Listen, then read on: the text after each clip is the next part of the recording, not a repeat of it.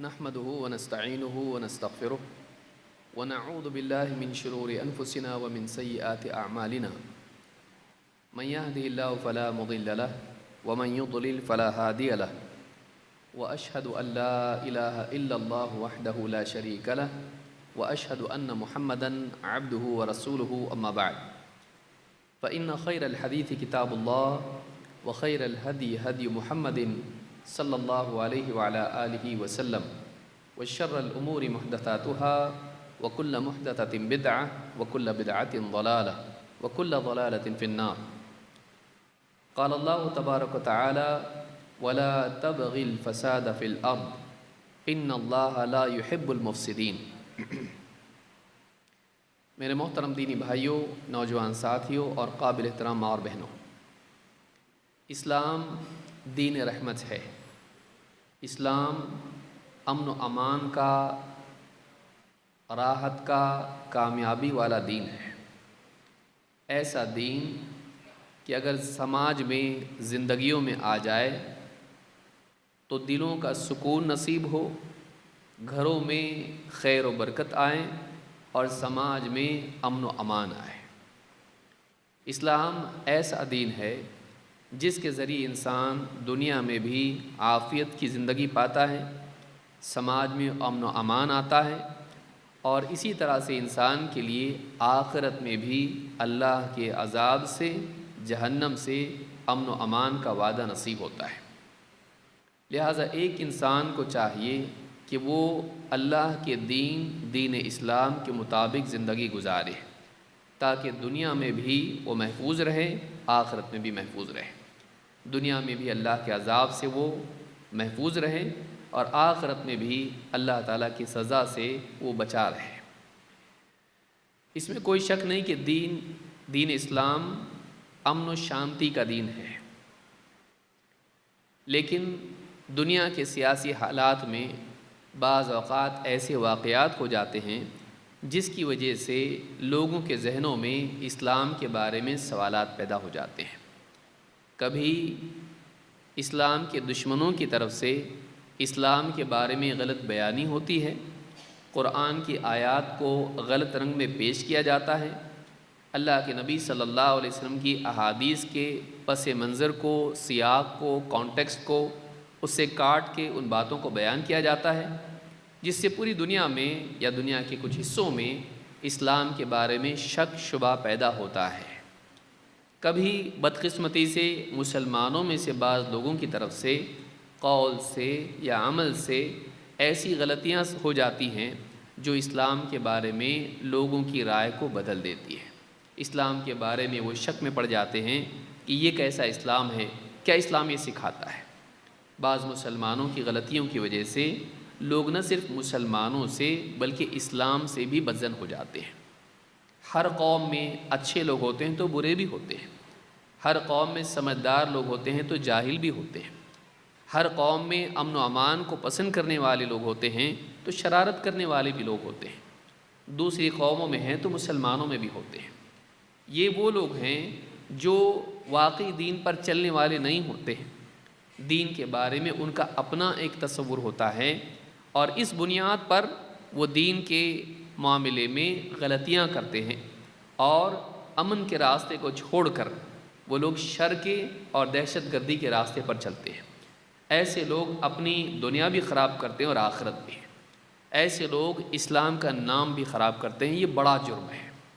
لہٰذا موجودہ حالات میں جہاں اسلام کے خلاف بولنے والے موجود ہیں، وہیں بعض مسلمانوں کی غلطیوں کی وجہ سے، اور یہ بہت زیادہ نہیں، ایک مائنورٹی ہے، ان کی غلطیوں کی وجہ سے اسلام کا نام خراب ہوتا ہے اور اسلام کے بارے میں یہ کہا جاتا ہے کہ یہ دہشت گردی والا دین ہے۔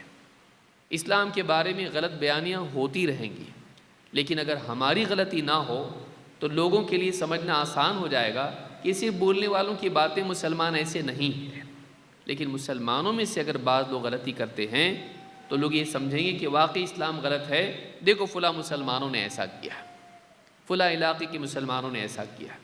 اگر غلط مثالیں موجود ہوں گی تو لوگ ان مثالوں کی وجہ سے اسلام کے بارے میں غلط رائے قائم کرنے پر مجبور ہو جائیں گے۔ لہٰذا موجودہ دور میں مسلمانوں کی ذمہ داری، بہت بڑی ذمہ داری یہ ہے کہ وہ اپنے قول و عمل سے ایسا نمونہ پیش نہ کریں کہ جس سے لوگ ان سے اور اسلام سے بدظن ہوں، اسلام کے بارے میں ان کی رائے خراب ہو جائے۔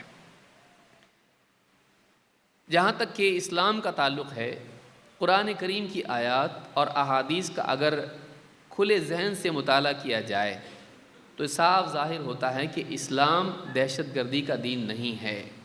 اسلام میں امن کی تعلیم ہے، اور اگر واقعی سماج میں اسلام آ جائے تو سماج میں امن و امان آ سکتا ہے۔ اللہ رب العالمین نے قرآن کریم میں فرمایا وَلَا تَبْغِ الْفَسَادَ فِي الْأَرْضِ إِنَّ اللَّهَ لَا يُحِبُّ الْمُفْسِدِينَ، زمین میں فساد کی، بگاڑ کی چاہت مت کر۔ اللہ تعالیٰ فسادیوں کو، فساد پیدا کرنے والوں کو پسند نہیں کرتا ہے۔ اللہ سدھار چاہتا ہے، بگاڑ نہیں۔ جان، مال، عزت کا بگاڑ اللہ کو پسند نہیں ہے۔ کسی کی جان کو نقصان پہنچایا جائے، کسی کے مال کو نقصان پہنچایا جائے، کسی کی عزت خراب کی جائے، یہ اسلام میں پسندیدہ عمل نہیں ہے۔ لہٰذا اللہ تعالیٰ اس بگاڑ کو پسند نہیں کرتا ہے، بلکہ اس سے بڑھ کر یہ ہے عقیدے کا بگاڑ اور عمل کا بگاڑ اللہ کو پسند نہیں ہے۔ شرکیات، کفریات اور اسی طرح کی جتنی چیزیں ہیں اللہ کو پسند نہیں ہے۔ اسی طرح سے عملی اعتبار سے بدعتیں اور گناہ اللہ کو پسند نہیں ہے۔ تو اللہ تعالیٰ کسی قسم کا بھی بگاڑ پسند نہیں کرتا ہے۔ اسی لیے اللہ نے فرمایا وَلَا تَبْغِ الْفَسَادَ فِي الْأَرْضِ، زمین میں فساد کی چاہت مت کر۔ إِنَّ اللَّهَ لَا يُحِبُّ الْمُفْسِدِينَ، اللہ تعالیٰ مفسدین کو، فساد پیدا کرنے والوں کو پسند نہیں کرتا ہے۔ اسی طرح سے اللہ تعالیٰ نے فرمایا تِلْكَ الدَّارُ الْآخِرَةُ نَجْعَلُهَا لِلَّذِينَ لَا يُرِيدُونَ فِي الْأَرْضِ عُلُوًّا فِي الْأَرْضِ وَلَا فَسَادًا، یہ آخرت کا گھر ہے، ہم اسے ایسے لوگوں کے لیے رکھے ہوئے ہیں، یا اس کے ہم آخرت میں ان لوگوں کے لیے رکھیں گے، یعنی جنت، لِلَّذِينَ لَا يُرِيدُونَ عُلُوًّا فِي الْأَرْضِ وَلَا فَسَادًا، جو زمین میں بڑائی کی چاہت نہیں رکھتے اور زمین میں فساد کی چاہت نہیں رکھتے۔ دنیا میں جو لوگ گھمنڈ اور بڑائی کے لیے فساد پیدا کریں، آخرت میں ایسے لوگوں کے لیے جگہ نہیں ہے۔ آخرت میں ایسے لوگوں کے لیے جگہ ہے جو زمین میں عاجزی کے ساتھ رہیں، نرمی کے ساتھ زندگی گزاریں اور زمین میں فساد پیدا نہ کریں۔ تو اللہ تعالیٰ فساد کو اور فساد والوں کو پسند نہیں کرتا ہے۔ اللہ تعالیٰ ان کو پسند کرتا ہے جو بگاڑ کو دور کریں اور زمین میں سدھار لائیں۔ تو قرآن کی ان دو آیتوں سے یہ بات معلوم ہوتی ہے۔ پہلی آیت سورہ قصص کی ہے، آیت نمبر 77، اور دوسری آیت بھی سورہ قصص کی ہے، آیت نمبر 83۔ ان دو آیتوں سے معلوم ہوتا ہے فساد اللہ کو پسند نہیں، انارکی، کیوس، بگاڑ اور نقصان اللہ کو پسند نہیں ہے۔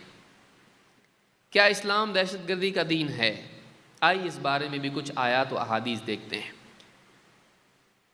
فضالہ ابن عبید کہتے ہیں قال رسول اللہ صلی اللہ علیہ وسلم فی حجۃ الوداع، حجۃ الوداع جو نبی صلی اللہ علیہ وسلم کا پہلا اور آخری حج ہے۔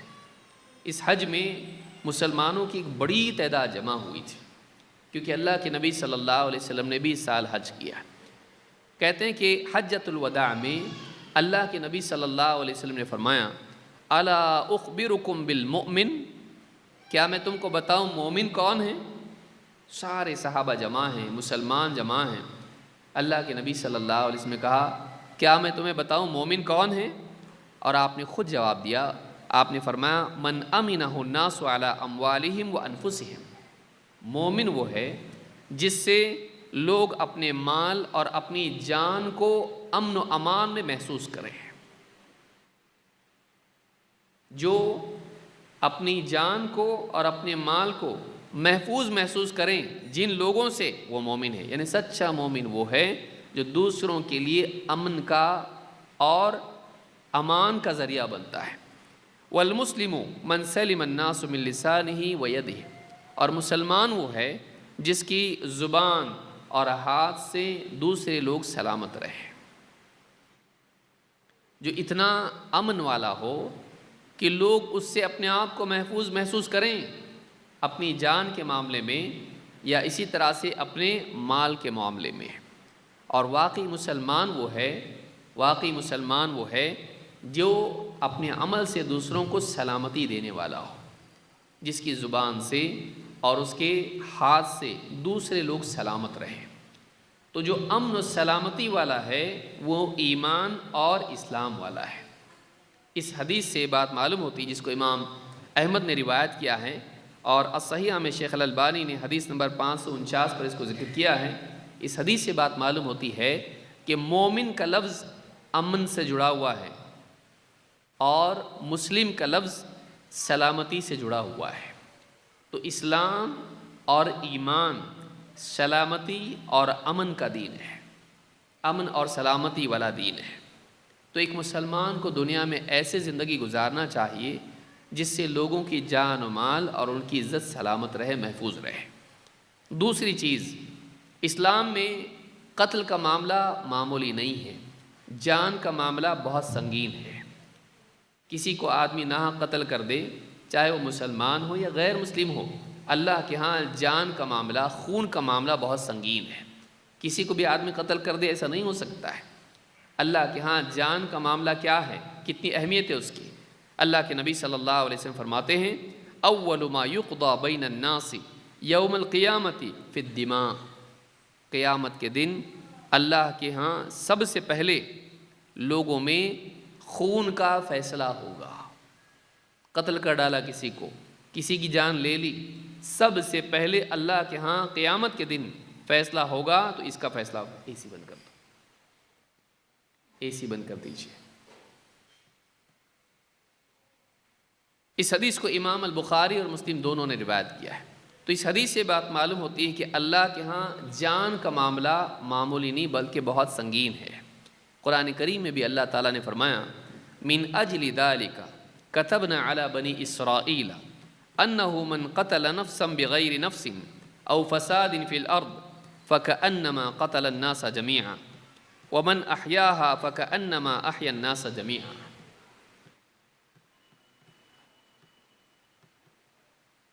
اس کو پیچھے لے لیں گے، اندر بھی بارش ہوتی ہے۔ ہاں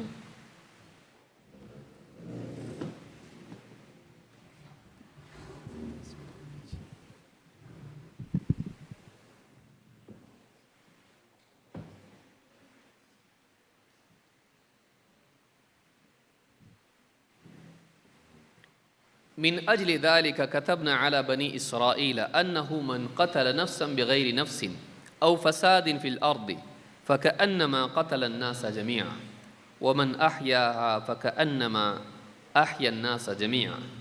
یہ سورۃ المائدہ کی آیت نمبر 32 ہے۔ اس آیت میں اللہ تعالیٰ نے فرمایا، یہی وجہ ہے کہ ہم نے بنی اسرائیل پر یہ چیز لکھ دی، یعنی بنی اسرائیل کے لیے پیغام حتمی طور پر بیان کر دیا۔ کیا؟ انہ من قتل نفسا بغیر نفس او فساد فی الارض، کہ جو کسی کو قتل کریں اگر وہ قتل جان کے بدلے جان نہ ہو اور زمین میں فساد کی سزا میں نہ ہو، تو ایسا آدمی فکأنما قتل الناس جميعا، تو یہ ایسا ہے جیسے اس نے ساری انسانیت کو مار ڈالا۔ جان کے بدلے جان سزا ہوتی ہے کہ اگر کسی نے قتل کر دیا، جج اس کے لیے فیصلہ کر سکتا ہے اسلامی عدالت میں کہ چونکہ اس نے جان لی ہے، اس کی سزا اس کو قتل کیا جائے گا، کیونکہ قتل کے بدلے سزا قتل ہے۔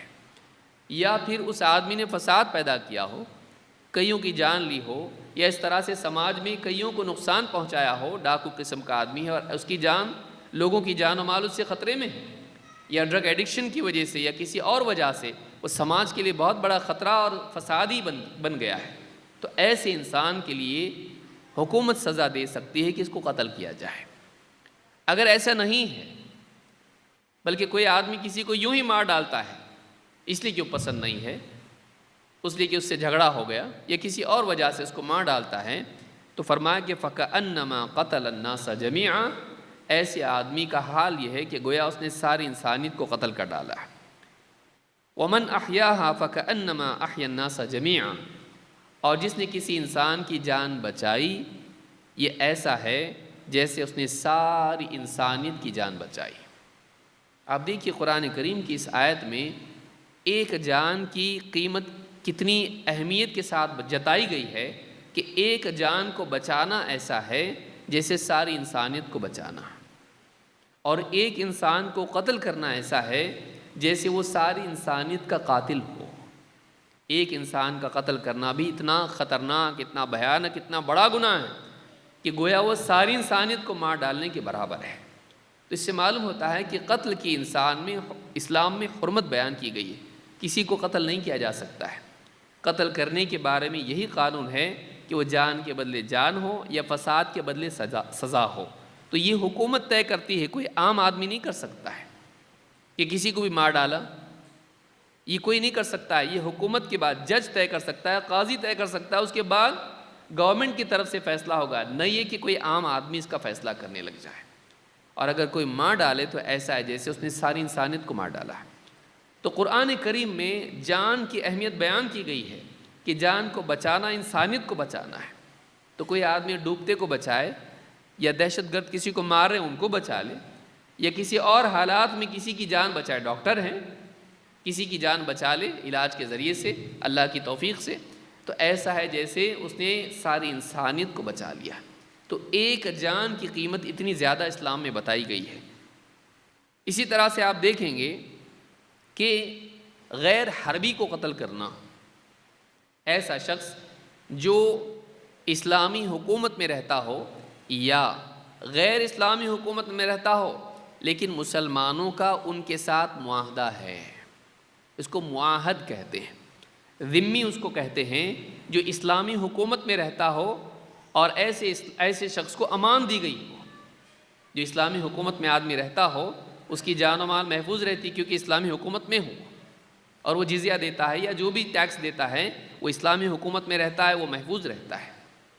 یا اسی طرح سے ایسا شخص جو معاہد ہو، یعنی اسلامی حکومت میں نہیں رہتا ہے لیکن ایسے ملک میں رہتا ہے جس سے اسلامی ملک کا معاہدہ ہے، دونوں پیس کے ساتھ رہ رہے ہیں، اگر ایسے ملک میں کسی غیر مسلم کو بھی قتل کرتا ہے یہ بھی حرام ہے، یہ بھی حرام ہے۔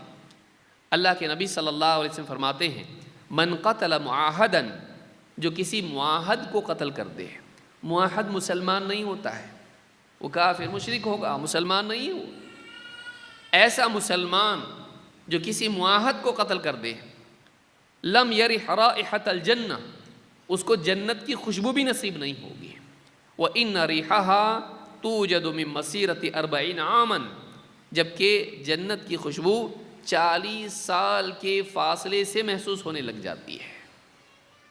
جنت کی خوشبو اتنی جنت یعنی خوشبو والی ہے کہ 40 سال کے فاصلے سے اس کی خوشبو محسوس ہوتی ہے، یعنی اتنا دور رہے گا جنت سے، جنت میں جانا تو بہت دور کی بات ہے، وہ جنت سے قریب بھی نہیں جا پائے گا، اس کو جنت کی خوشبو بھی نصیب نہیں ہوگی۔ کون؟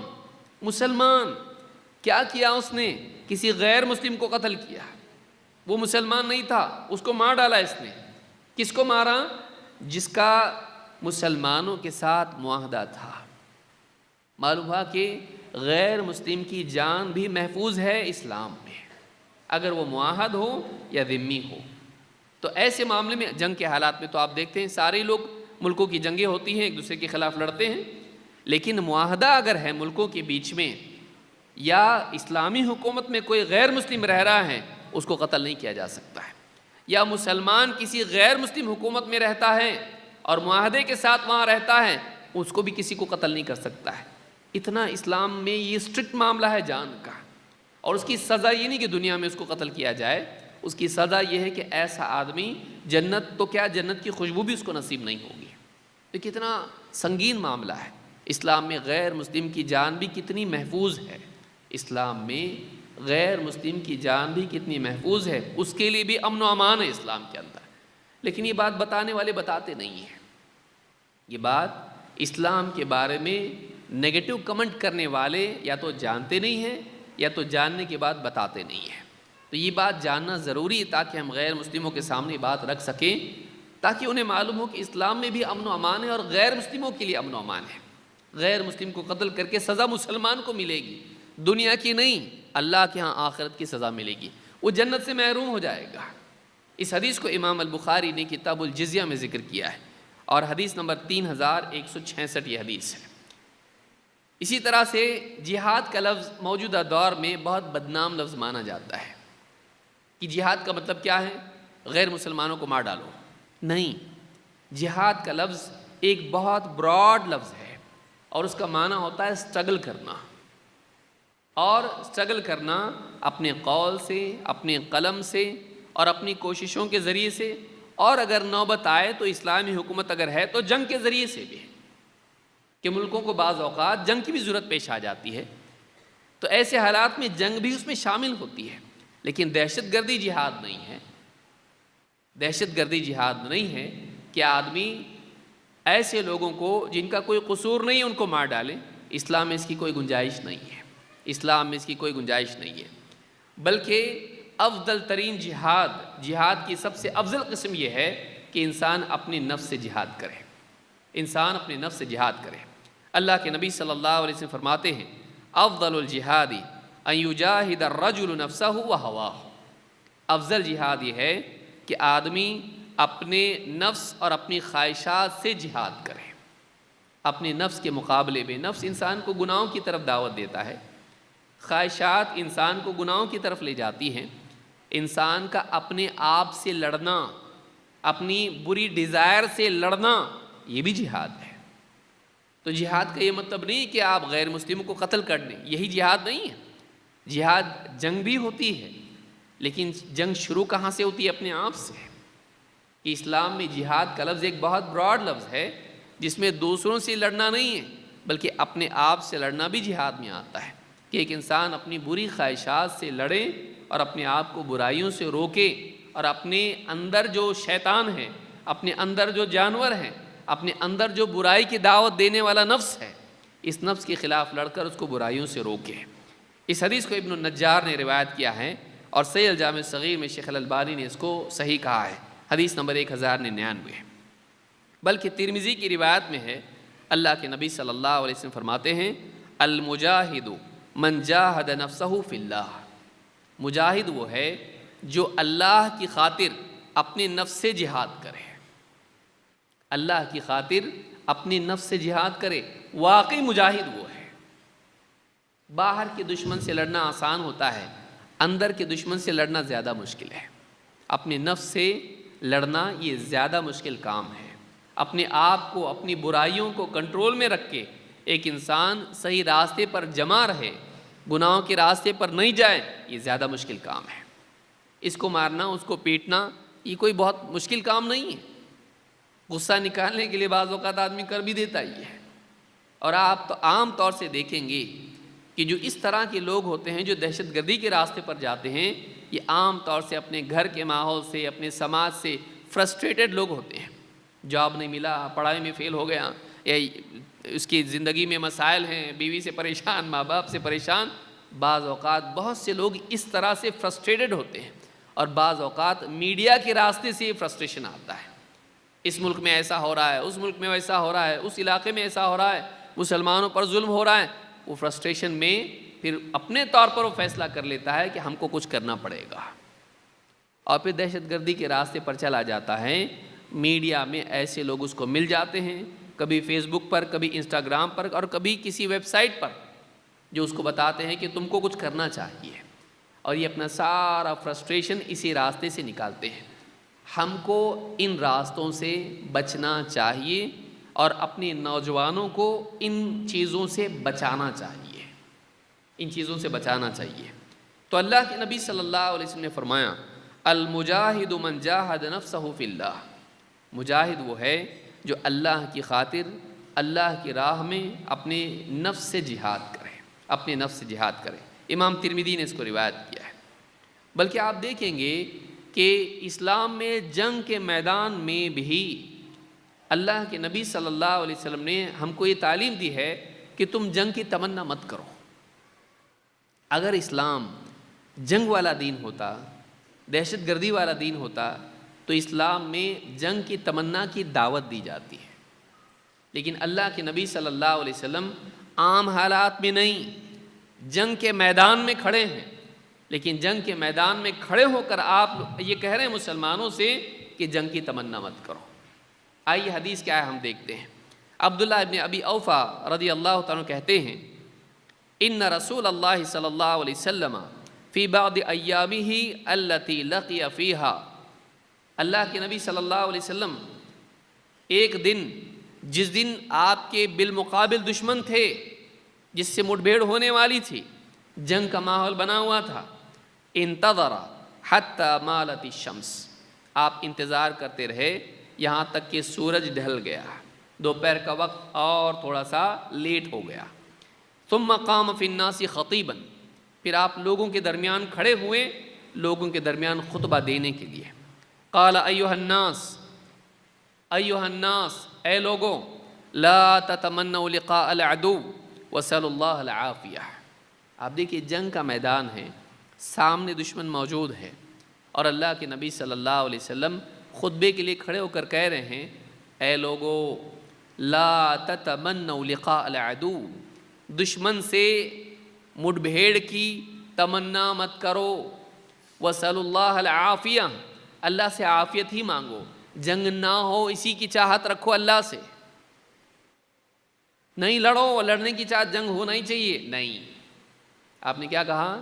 اے لوگو، دشمن سے تمہارا ٹکراؤ ہو اس کی چاہت مت کرو، بلکہ اللہ سے چاہو کہ اللہ عافیت کا معاملہ کرے، ٹل جائے جنگ کی نوبت ہی نہ آئے۔ وصلی اللہ العافیہ۔ اب دیکھیے اگر واقعی اسلام دہشت گردی کا دین ہے تو دہشت گردی کیا چاہتی ہے؟ دہشت، جنگ۔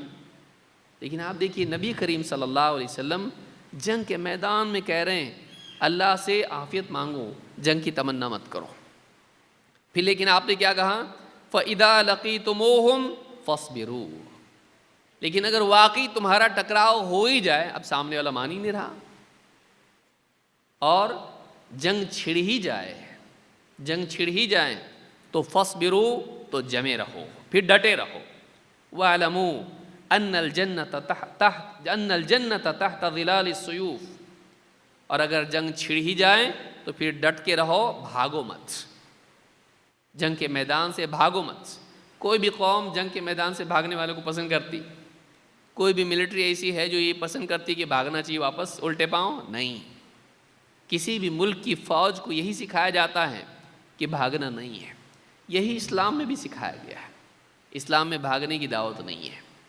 کہا کہ تم جنگ کی تمنا مت کرو، اللہ سے عافیت مانگو، لیکن پھر بھی اگر جنگ چھڑ ہی جائیں تو اب ڈٹے رہو، جمے رہو، اور اچھی طرح جان لو کہ جنت تلواروں کے سائے میں ہے۔ لیکن آپ دیکھیے اس کو کاٹ کے بیان کر دیا جائے، دیکھو اسلام میں بتایا گیا ہے کہ جنت تلواروں کے سائے میں، خلاص۔ اب کیا پڑھنے والا غیر مسلم کیا سمجھے گا؟ دیکھو ان کی جنت ہی تلواروں کے سائے میں ہے تو ہمیشہ تلوار نکالے رہو، نہیں، آپ اوپر سے حدیث کو پڑھتے آئیں، کوشش کرو کہ جنگ ٹل جائے، تمنا مت کرو لڑنے کی، جنگ نہیں ہو تو اچھا، یعنی اسلام میں یہ بتایا گیا کہ جنگ نہ ہو تو اچھا، جنگ نہ ہو تو اچھا، کیونکہ میدان جنگ میں کہہ رہے ہیں تمنا مت کرو، تمنا مت کرو، کیونکہ انسان بعض اوقات اندر سے جب ہوتا ہے تو چھڑ ہی جاتا ہے معاملہ، لڑنا چاہ ہی رہا ہے آدمی، جھگڑا ہو ہی تو جھگڑا ہوگا ہی، اندر سے تمنا کرو نہیں ہو، عافیت مانگو اللہ سے، دعا کرو اللہ سے اللہ عافیت سے ٹل جائے معاملہ۔ لیکن اگر نہیں ہو، جنگ چھڑ ہی جائے تو پھر فوج کے لیے حکم کیا ہے؟ پھر اب تم کو لڑنا پڑے گا، اب بھاگنا نہیں ہے۔ اور ایسے وقت میں کہا گیا کہ ایسے وقت میں یاد رکھو جنت تلواروں کے سائے میں ہے، لیکن یہ آخری جملہ ہے، اس سے پہلے کیا آ رہا ہے؟ جنگ کی تمنا مت کرو۔ اگر اسلام دہشت گردی والا دین ہوتا تو یہ نہیں سکھایا جاتا کہ جنگ کی تمنا مت کرو۔ اسلام امن و امان کا دین ہے، اس میں یہ سکھایا گیا کہ تم جنگ کی تمنا مت کرو، لیکن اگر جنگ چھڑ جائے پھر کیا کرو؟ پھر تم کو ڈٹے رہنا ہے۔ لیکن یہ دہشت گردوں کے لیے نہیں ہے، یہ حکومت کی فوج کے لیے ہے، یہ ان لوگوں کے لیے ہے جو واقعی شرعی احکام کے تحت جنگ لڑ رہے ہیں۔ کیونکہ بعض اوقات مجبوری ہوتی ہے، جنگ کی نوبت آ ہی جاتی ہے۔ تو ایسے وقت میں بتایا گیا ہے کہ ایسے وقت میں بھاگنا نہیں ہے بلکہ میدان جنگ میں ٹکے رہنا ہے۔ اس حدیث کو امام البخاری اور مسلم دونوں نے روایت کیا ہے۔ صحیح بخاری حدیث نمبر 7337۔ تو اس حدیث سے بھی یہ بات معلوم ہوتی ہے کہ اسلام میں جنگ کی تمنا نہ کرنے کی ترغیب دی گئی ہے۔ نمبر 6، اسلام میں صلح کی ترغیب ہے۔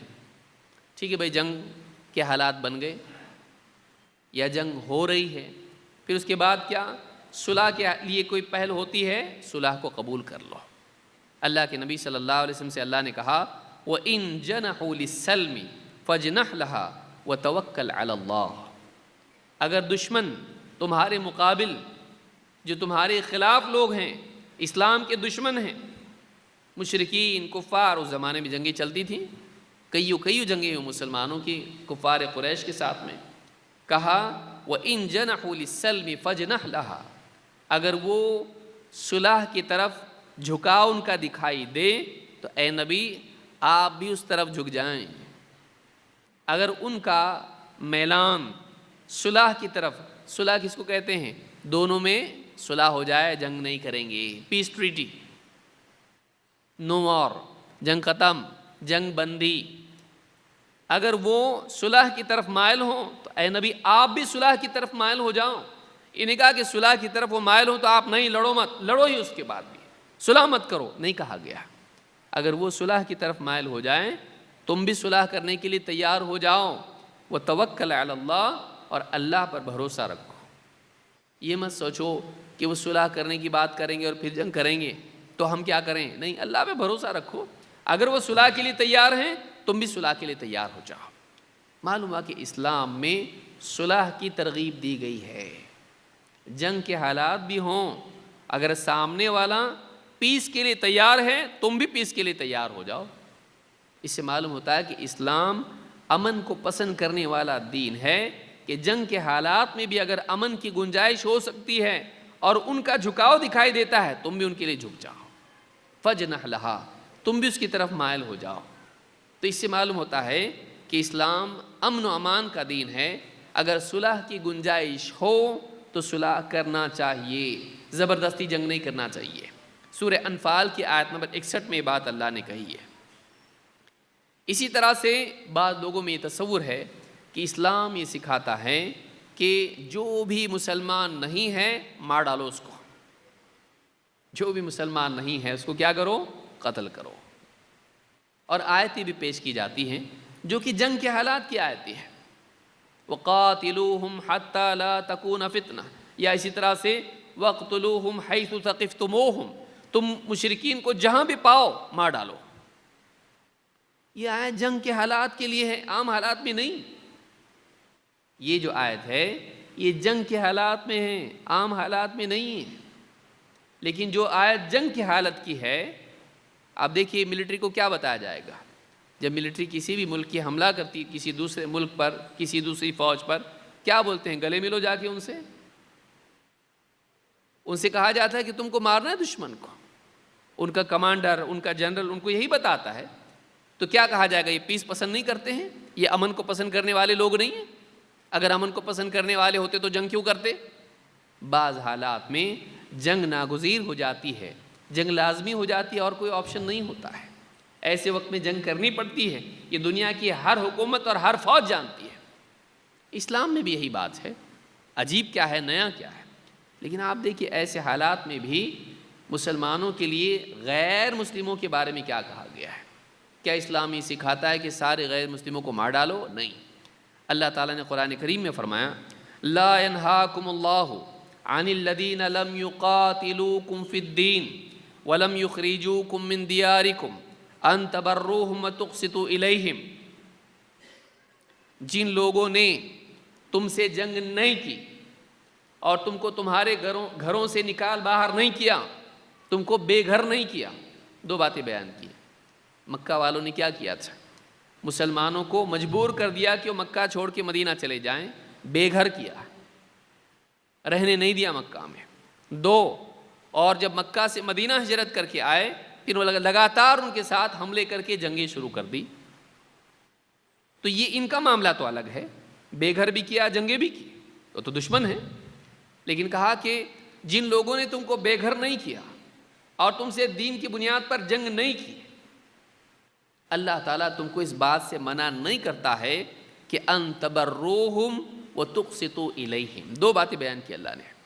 اللہ ان سے تم کو منع نہیں کرتا ہے کہ تم ان کے ساتھ میں احسان کا معاملہ کرو اور ان کے ساتھ تم انصاف کا معاملہ کرو. دو باتیں ہیں، احسان اور انصاف. ان تبروہم وتقسطوا الیہم.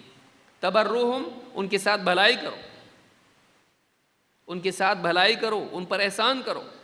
دو، ان کے ساتھ عدل و انصاف کا معاملہ کرو، ظلم مت کرو، ان سے ظلم مت کرو، انصاف کرو. اور ان پہ انصاف ہی نہیں، ان کے ساتھ میں احسان کا معاملہ کرو. اللہ اس سے تم کو منع نہیں کرتا ہے، بلکہ اللہ نے کہا ان اللہ یحب المقسطین، بلکہ اللہ تو انصاف کرنے، عدل و انصاف کرنے والوں کو پسند کرتا ہے. آپ بتائیے، مسلمانوں کو اس بات کی ترغیب دی جا رہی ہے کہ وہ غیر مسلموں کے ساتھ میں احسان کا معاملہ کریں اور انصاف کا معاملہ کریں. ان کو قتل کرنے کی دعوت نہیں دی جا رہی ہے، بلکہ ان پر احسان کرنے کی دعوت دی جا رہی ہے، اور ان کے ساتھ انصاف کا سکھایا جا رہا ہے کہ وہ مسلمان نہیں ہے پھر بھی تم کو اس کے ساتھ انصاف کرنا ہے. بتائیے کون کرتا ہے ایسا؟ قرآن کی آیت میں بتایا جا رہا ہے وہ مسلمان نہیں ہے، لیکن پھر بھی تم کو ان کے ساتھ کیا کرنا ہے؟ انصاف کرنا ہے، عدل و انصاف کرنا ہے. کیوں؟ اس لیے کہ اللہ تعالیٰ عدل و انصاف کرنے والوں کو پسند کرتا ہے. بلکہ صرف یہ نہیں کہ اس کا حق اس کو دو، اس پہ ظلم مت کرو، اس پہ احسان کرو. ان تبروہم، بر کا معاملہ ان کے ساتھ کیا جائے، احسان کا معاملہ ان کے ساتھ کیا جائے. اس آیت سے معلوم ہوتا ہے کہ جو بھی جنگ کے معاملات ہیں، قتل کے معاملات ہیں، یہ ان کے لیے ہے جن سے جنگ چھڑی ہوئی ہے، ان کے لیے نہیں جن سے جنگ نہیں ہو رہی ہے.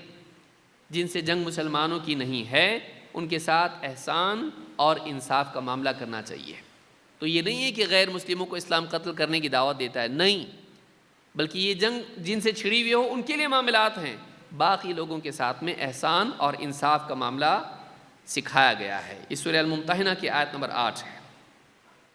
بلکہ جنگ کے حالات میں بھی اگر کوئی غیر مسلم مسلمانوں کے پاس پناہ لیتا ہے تو اس کو پناہ دینا چاہیے. ایک غیر مسلم کو نہ صرف یہ کہ آپ قتل نہیں کر سکتے، آپ سے اگر وہ پناہ مانگتا ہے، سیکیورٹی مانگتا ہے، ریفیوج مانگتا ہے، تو آپ کو اس کو ریفیوج دینا ہے، آپ کو اس کی جان کی حفاظت کرنا ہے.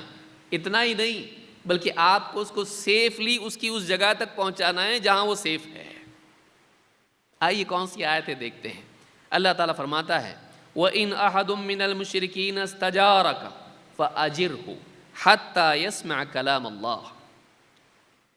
اور اگر مشرکین میں سے کوئی شخص تم سے حفاظت مانگے، تم سے اگر پناہ مانگے، سیکیورٹی مانگے، تم سے اگر ریفیوج مانگے، اس کو پناہ دو، اس کو حفاظت دو. حَتَّى يَسْمَعَ كَلَامَ اللَّهِ، یہاں تک کہ وہ اللہ کا کلام سن لے. وہ تمہارا دشمن کیوں بنا؟ اس لیے کوئی اسلام کو نہیں جانتا ہے، وہ یہ سمجھتا ہے کہ تم برے لوگ ہو، وہ قرآن کی بات نہیں جانتا ہے، وہ اسلام کی بات نہیں جانتا ہے. اس کو پناہ دو اور اس کو بتاؤ اسلام کیا سکھاتا ہے تاکہ اس کی دشمنی ختم ہو جائیں. وہ غلط فہمی کی وجہ سے تمہارا دشمن بنائیں. اس کو صحیح نالج پہنچاؤ، اس کو قرآن کی صحیح تعلیمات پہنچاؤ، اس لیے کہ اصل علم قرآن کا علم ہے اور اس کے بعد سنت کا، اس کے ساتھ سنت کا. حتی یسمع کلام اللہ، اس کو پناہ دو یہاں تک کہ وہ اللہ کا کلام سنیں. ثم ابلغہ مأمنہ، یہ عجیب ہے، اس کو پناہ دو نمبر 1. نمبر 2 کیا ہے؟ ثم ابلغہ مأمنہ، پھر اس کو اس کے امن کی جگہ پہنچاؤ. تمہارے پاس وہ ٹیمپرری رکا ہوا ہے، کچھ وقت کے لیے رکا ہوا ہے وقتی طور پر، لیکن اس کا امن کا مقام کہیں اور ہے جہاں وہ سیف رہتا ہے. تمہارا کام ہے کہ تم لے جا کے اس کو وہاں چھوڑو جہاں وہ سیف ہے، جہاں وہ رہتا ہے، جہاں اس کی حفاظت زیادہ بہتر طریقے سے ہو سکتی ہے. ثم ابلغہ مأمنہ، کیوں ایسا کرنا ہے تم کو؟ کیوں قرآن سنانا ہے اس کو؟ ذالک بأنہم قوم لا یعلمون، اس لیے کہ یہ جو لوگ ہیں یہ نہیں جانتے ہیں۔ یہ لوگ کیا ہیں؟ یہ نہیں جانتے، اس لیے تمہارے دشمن بنے ہوئے ہیں۔ اگر اسلام کو جان لیں تو تمہارے دشمن نہیں بنیں گے، سوائے ایسے لوگوں کی جو ایک دم بگڑے ہوئے ہیں۔ لیکن جن لوگوں میں انسانیت باقی ہے، اگر اسلام کا پیغام وہ اپنی اینک اتار کے پڑھیں اور اپنے کانوں کی کپاس نکال کے سنیں، انٹرپریٹر کو نکال کے اگر وہ سنتے ہیں، ایز اٹ از اسلام کے پیغام کو اگر وہ سنیں، اسلام کو ناپسند نہیں کریں گے۔ یہ تو تشریحات کے جال میں وہ پھنسے ہوئے ہیں، انٹرپریٹیشن کے جال میں وہ پھنسے ہوئے ہیں کہ اسلام کی تعلیمات کو بگاڑ کے لوگوں نے ایسا پیش کیا ہے، اسلام کے دشمنوں نے، کہ لوگ اسلام سے بدظن ہیں۔ تم اس کو صحیح ڈھنگ سے اسلام بتاؤ اور اس کو حفاظت دو اور اس کی حفاظت کی جگہ پہنچا کے چھوڑ کے آؤ اس کو۔ کیوں کرنا ہے تم کو ایسا؟ اس لیے کہ ان کو نہیں معلوم ہے۔ معلوم ہے کہ اکثریت انسانوں کی اسلام اور مسلمانوں کی دشمن اس لیے ہوتی ہے کہ وہ اسلام کے بارے میں واقعی صحیح جانتی نہیں ہے۔ اگر صحیح پیغام لوگوں تک پہنچایا جائے تو اسلام سے نفرت کرنے کی بجائے اسلام کو پسند کریں گے، اور ایسا ہوا ہے ہسٹری میں اور ہوتا جا رہا ہے روزانہ۔ کئی لوگ اسلام کے بارے میں پروپیگنڈا سنتے اور پھر دیکھیں گے کیا ہے قرآن میں، اور پڑھتے ہیں، اور پڑھنے کے بعد بولتے ہیں میں نے جو سنا تھا سب جھوٹ، سب غلط، اسلام ایسا نہیں ہے، اسلام ایسا ہے۔ کھلے ذہن سے جب آدمی اسلام کا مطالعہ کرتا ہے تو اس کا کنکلوژن کچھ اور ہو جاتا ہے۔ یہ جو ایٹماسفیئر ہے، یہ جو ماحول ہے، یہ دینے کی کوشش مسلمانوں کو کرنا چاہیے کہ لوگ کھلے ذہن سے اسلام کے پیغام کو، قرآن کے پیغام کو، سنت کے پیغام کو سننے والے بنیں۔ اگر ایسا ہوگا تو اسلام کے دشمن اسلام کے دوست بن جائیں گے۔ یہ جو آیت میں نے پڑھی ہے یہ سورہ التوبہ کی آیت نمبر 6 ہے، بلکہ اس سے آگے بڑھ کر اسلام میں، اب دیکھیے اسلام اگر دہشت گردی والا دین ہے، مشرکین کو پناہ دے سکتا ہے اسلام؟ اور پناہ دے کے اس کو اس کی سیفٹی کی جگہ پہنچاؤ، ایسا کیسا ہوتا؟ مار ڈالو اس کو، گلا دبا دو اس کا، زہر دے کے مار ڈالو اس کو، بندوق مار دو اس کو، پھانسی دے دو اس کو، تلوار اس کی گردن پہ چلا دو، اس کو امن و امان دو، سیکیورٹی دو، اور اس کو اس کی امن کی جگہ پہنچاؤ۔ تمہارا کام ہے پہنچانا، اس کو چھوڑ نہیں سکتے۔ جا، کیا کہا؟ ثم ابلغہ مأمنہ، تم لے جا کے اس کو چھوڑ کے آؤ، اس کی، کیونکہ راستے میں کچھ بھی ہو سکتا ہے، غلط فہمی سے کوئی قتل کر سکتا ہے اس کو دشمن سمجھ کے۔ تمہارا کام ہے کہ تمہارا آدمی اس کے ساتھ میں اسکورٹ، اس کو لے کے جا کے اس کو چھوڑ کے آئے، یہ محفوظ جگہ اس کو چھوڑنا ہے، کیونکہ اس نے پناہ لی ہے۔ تم خیانت نہیں کر سکتے، دھوکہ نہیں دے سکتے اس کو کہ تم نے سیکیورٹی دی اور پھر اس کو سیکیورٹی دے کے قتل کر دو اس کو۔ اسلام میں جائز نہیں ہے، دھوکہ اسلام میں جائز نہیں، اس طرح سے خیانت اسلام میں جائز نہیں ہے۔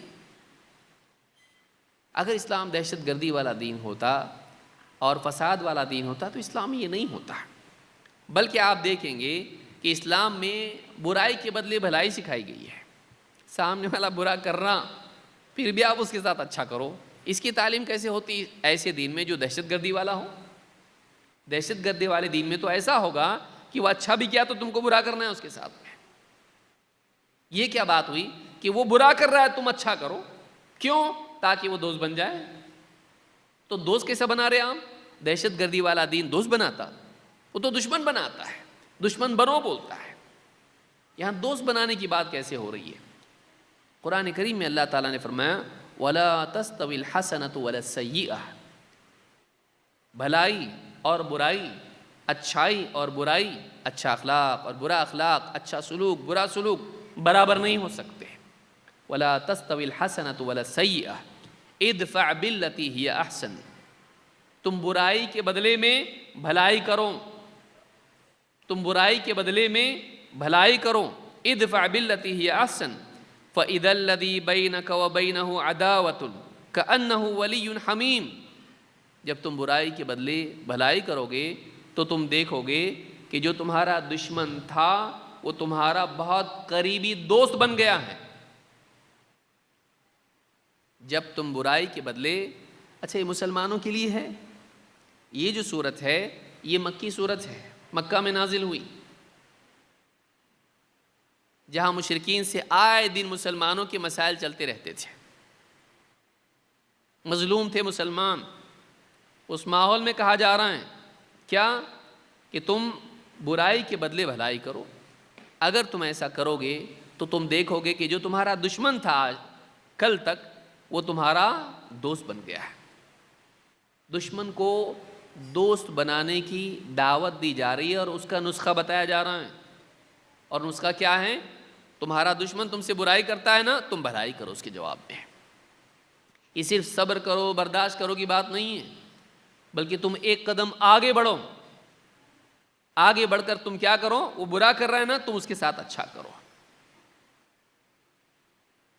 ادفع باللتی ہی احسن فاذا الذی بینک وبینہ عداوۃ کأنہ ولی حمیم۔ تو تم دیکھو گے کہ تمہارا جو دشمن بنا ہوا تھا وہ تمہارا قریبی دوست بن گیا ہے۔ وما یلقاها الا الذین صبروا، لیکن یہ جو چیز ہے برائی کے بدلے بھلائی کر کے دشمن کو دوست بنا لینا، یہ ہر ایک کے بس کی بات نہیں ہے۔ اللہ نے فرمایا وما یلقاها الا الذین صبروا، یہ توفیق انہی کو ملتی ہے جو بہت صبر کرنے والے ہوتے ہیں، بہت صبر کرنے والے ہوتے ہیں، جو اپنے جذبات کے بہاؤ میں بہتے نہیں ہیں، جو امپلسو نہیں ہوتے ہیں، جذباتی نہیں ہوتے ہیں، بلکہ جو بہت صبر کے ساتھ میں قدم اٹھانے والے ہوتے ہیں، جو اپنے جذبات کو قابو میں رکھنے والے ہوتے ہیں۔ وما یلقاها الا الذین صبروا، یہ انہی کو نصیب ہوتا ہے جو بہت صبر کرنے والے ہوتے ہیں۔ وما یلقاها الا ذو حظ عظیم، اور یہ چیز انہی کو نصیب ہوتی ہے جنہیں اللہ تعالیٰ نے بھلائی کا بہت بڑا حصہ عطا کیا ہے، جو بڑی تقدیر والے ہیں، بڑی قسمت والے ہیں، انہی کو یہ چیز نصیب ہوتی ہے کہ وہ اپنے آپ کو اتنا کنٹرول کرتے ہیں کہ دشمن کے ساتھ بھی بھلائی کرتے ہیں، اتنی بھلائی کہ دشمن بھی شرمندہ ہو کر اپنا ہتھیار ڈال دیتا ہے، دشمنی چھوڑ کے دوست بن جاتا ہے۔ اسلام دشمن کو دوست بنانے کی دعوت دیتا ہے، اور یہ بہت بڑی چیز ہے کہ سماج میں انسان ایسے ہو جائیں کہ وہ دشمن کے ساتھ بھی اچھا سلوک کریں تاکہ وہ دوست بن جائے۔ اس کے ذریعے سے سماج میں امن و امان آتا ہے، برائی کے بدلے برائی کرنے سے سماج میں امن و امان نہیں آتا ہے۔ یہ سورہ فصلت کی آیت نمبر 34-35 ہے۔ نمبر 10، اسلام میں عمومی رحمت کی دعوت دی گئی ہے، عالمی رحمت کی دعوت دی گئی عالمی سطح پر۔ جیسے قرآن کریم میں آپ دیکھیں اللہ تعالیٰ فرماتا ہے الحمدللہ رب العالمین الرحمن الرحیم، تمام تعریف اللہ کے لیے ہے جو سارے عالمین کا رب ہے، اور جو کیسا ہے؟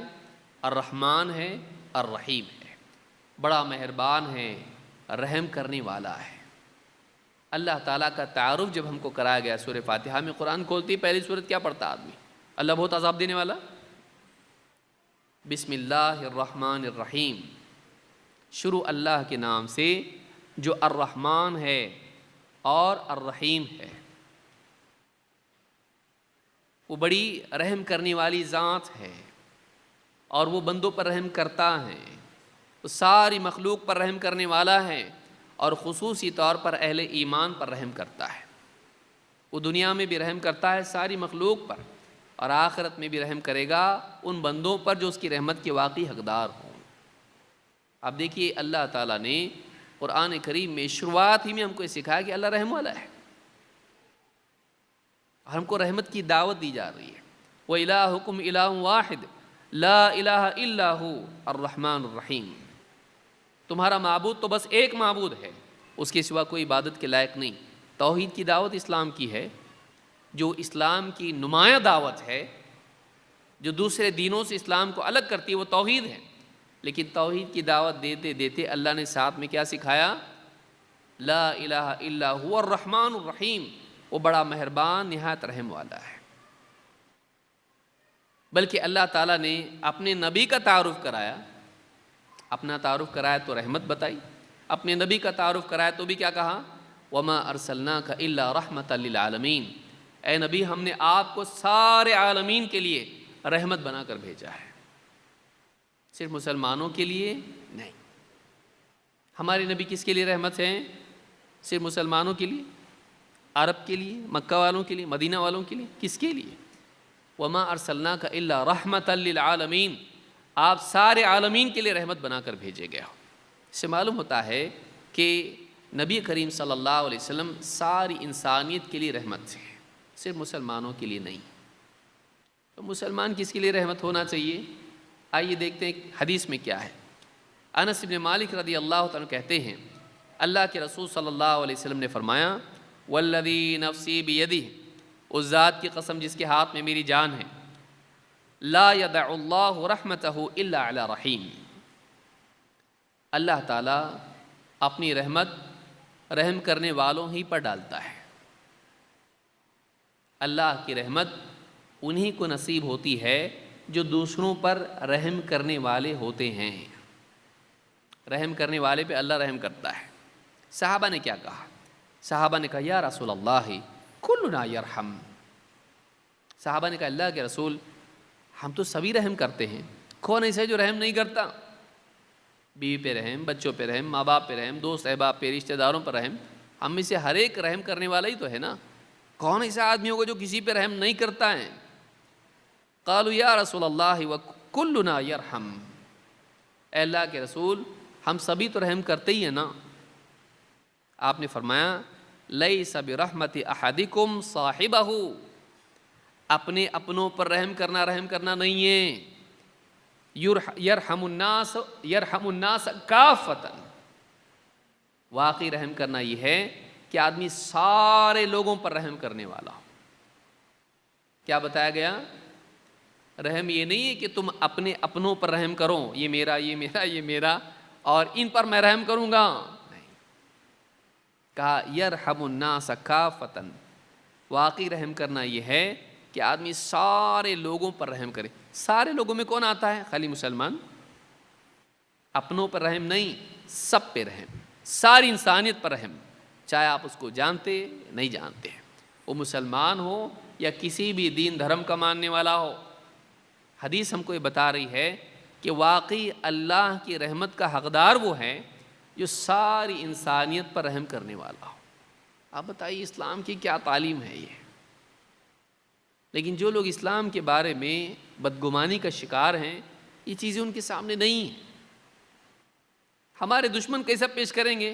جو اسلام کو پسند نہیں کرتے وہ تو نہیں پیش کریں گے، ہم کو معلوم ہے، ہم پیش کر رہے ہیں اس کو نہیں۔ کیوں؟ اس لیے کہ ہمارے پاس یہ علم نہیں ہے۔ کرنے کا کام یہ ہے کہ اس دور میں ہم اسلام کو واقعی صحیح ڈھنگ سے سیکھیں اور اسلام کی تعلیمات کو لوگوں کے سامنے رکھیں۔ وہ ساری باتیں جو جنگوں کی، قتل کی ہے، وہ جنگ سے متعلق ہے، عام حالات کے لیے نہیں ہے، اور وہ سبھی مانتے ہیں، اور ہر ملک کا قانون اور ہر ملک کا طریقہ اس کا ہوتا ہے۔ لیکن عام حالات کے لیے اسلام کی تعلیمات کیا ہیں؟ عام حالات کے لیے اسلام کی تعلیمات یہ ہے کہ تم مشرکین سے، کفار سے بھی اچھا سلوک کرو، احسان کا سلوک کرو، عدل و انصاف ان کے ساتھ کرو، اگر وہ پناہ مانگے، سیکیورٹی مانگے، ان کی جان و مال کی حفاظت کرو، ان کو حفاظت کی جگہ پہنچاؤ، جنگ کی تمنا مت کرو، صلح کا موقع ہو تو تیار ہو جاؤ، بلکہ برائی کے بدلے میں بھی بھلائی کرو۔ یہ ساری تعلیمات کس دین میں ہے؟ یہ میں آپ کے سامنے قصے کہانیاں نہیں بیان کر رہا ہوں، یہ قرآن و سنت کی دعوت ہے، یہ قرآن میں ہے، حدیث میں ہے۔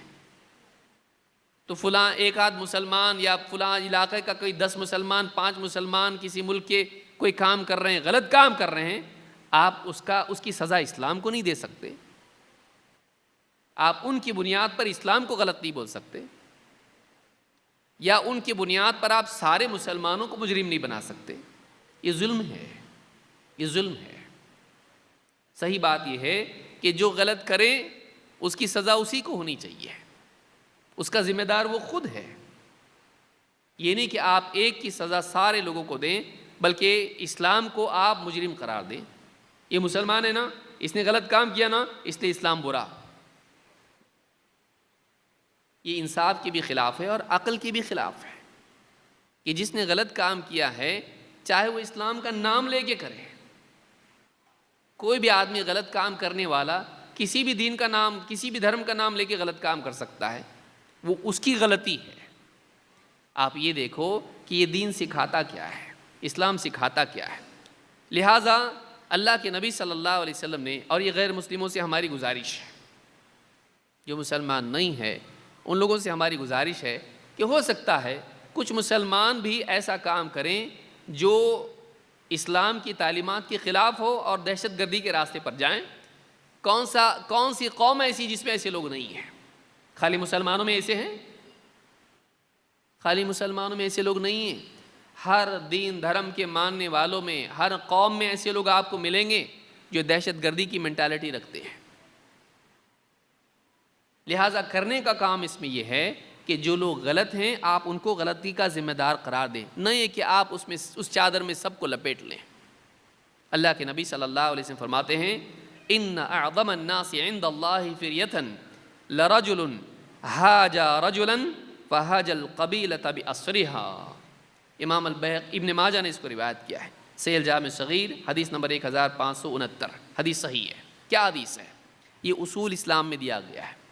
آپ نے فرمایا کہ اللہ کے نزدیک سب سے جھوٹا آدمی وہ ہے اور تہمت لگانے والا آدمی وہ ہے جو کسی ایک آدمی کی غلطی پر اس کی برائی کرنے لگے تو برائی کرتے کرتے اس کے پورے قبیلے کو ہی برا بولتے ہیں. جیسا ہوتا ہے نا، آدمی کیا کہے، تیرا پورا خاندان خراب. خاندان تیرے پاس، خاندان نے کچھ نہیں کیا تجھ کو، یہ تمہاری پوری قوم خراب ہے. ایک آدمی کی غلطی کی بنیاد پر وہ اس کی پوری قوم کو غلط بولے، اس کے پورے قبیلے کو غلط بولے. یہ کیا ہے؟ یہ جھوٹ ہے. یہ جھوٹ ہے اور یہ ناانصافی ہے. تو یہ نہیں ہونا چاہیے. کسی ایک آدمی کی غلطی پر اسی آدمی کو ذمہ دار قرار دیا جائے، پھر جس سزا کا وہ مستحق ہو اس کو دی جائے، لیکن اس کی غلطی کی بنیاد پر آپ اس کی پوری قوم کو آپ ذمہ دار قرار دیں اور اس کو غلط بولیں، یہ ناانصافی ہے اور یہ عقل کے بھی خلاف ہے، یہ اخلاقی اصولوں کے بھی خلاف ہے. لہٰذا اسلام کی تعلیم یہ ہے کہ جس نے غلط کیا ہے اس کو غلط بولو، اس کو برا بولو، اس کی بنیاد پر اس کے پورے قبیلے کو مت بولو. اور قبیلہ سے بڑی قوم ہوتی ہے، آپ پوری قوم کو غلط بول رہے نہیں کر سکتے. آپ اس کی سزا پوری قوم کو آپ نہیں دے سکتے، چاہے وہ سزا قولی ہو یا عملی ہو. لہٰذا اسلام عدل و انصاف والا دین ہے، امن و امان والا دین ہے، رحمت والا دین ہے. اگر ایک آدمی انصاف کے ساتھ اسلام کی تعلیمات کو غلط اینک اتار کے کھلی آنکھوں سے، کھلے ذہن سے پڑھے، سنے، دیکھے، تو ایسا آدمی اسلام کے بارے میں اعتراف کرنے پر مجبور ہو جائے گا کہ اسلام اچھا دین ہے، امن و امان والا دین ہے. اللہ رب العالمین ہم سب کو اس کی توفیق عطا فرمائیں کہ ہم اسلام کے بہتر نمائندہ بن سکیں اور لوگوں کے سامنے اپنے قول، اپنے علم کے ذریعے سے اسلام کی صحیح تصویر پیش کر سکیں. اقول ھذا واستغفر اللہ لی ولکم.